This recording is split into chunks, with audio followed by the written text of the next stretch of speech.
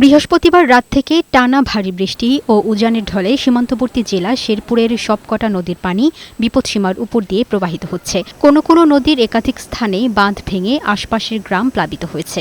শেরপুর পানি উন্নয়ন বোর্ডের দেয়া তথ্য অনুযায়ী জেলার পুরাতন ব্রহ্মপুত্র নদের পানি বিপদসীমার ১৭ মিলিমিটার, পাহাড়ি নদী চেল্লাখালীর পানি ২২ মিলিমিটার ও ভোগাই নদীর দুটি পয়েন্টের পানি ২২ মিলিমিটার এবং ১৭ মিলিমিটার উপর দিয়ে প্রবাহিত হচ্ছে। মহারশী ও সোমেশ্বরীর পানিও বিপদসীমার উপর দিয়ে বইছে। নালিতাবাড়ির শিমুলতলা, ঘাকপাড়া, মণ্ডলিয়াপাড়া, ভজপাড়া ও সন্ন্যাসী ভিটায় ভোগাই এবং চেল্লাখালী নদীর বাঁধ ভেঙেছে। জেলার প্রতিটি শহরে জলাবদ্ধতায় দুর্ভোগে পড়েছে হাজার হাজার মানুষ। পাহাড়ি ঢলের পানিতে আকস্মিক প্লাবিত হয়েছে নালিতাবাড়ি ও ঝিনাইগাতির অন্তত ১৫টি ইউনিয়ন।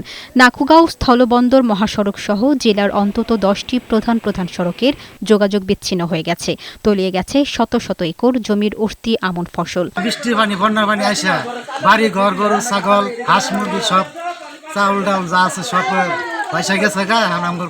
একবারে নিশ্চয়। শুক্রবার সকাল ১০টা পর্যন্ত শেরপুরে ১৭৭ মিলিমিটার এবং নালিতাবাড়ির দুটি পয়েন্টে ২৫৫ ও ২৬০ মিলিমিটার বৃষ্টিপাত রেকর্ড করা হয়েছে। স্থানীয়রা জানান, রাস্তাঘাট, বাড়িঘর পানিতে তলিয়ে যাওয়ায় ভোগান্তি পোহাতে হচ্ছে তাদের।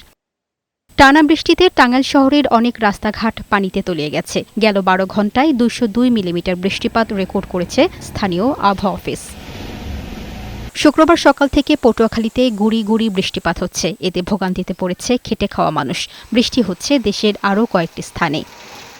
গত কয়েকদিনের টানা বৃষ্টিতে মাগুরা শহরের কালেক্টরেট এলাকা, কলেজপাড়া, সাহাপাড়া, কাউন্সিলপাড়া সহ বিভিন্ন এলাকায় জলাবদ্ধতার সৃষ্টি হয়েছে।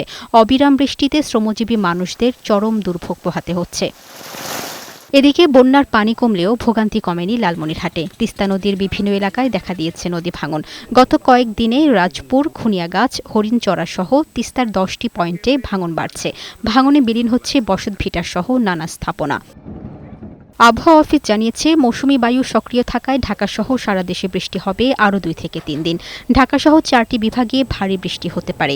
চট্টগ্রামে বৃষ্টির কারণে পাহাড় ধসের শঙ্কার কথা জানিয়েছে সংস্থাটি। গত কয়েকদিন যে মৌসুমী সক্রিয়করণে যে বৃষ্টি হচ্ছে, এটা আরও আগামী ২ থেকে ৩ দিন বৃষ্টি হবে।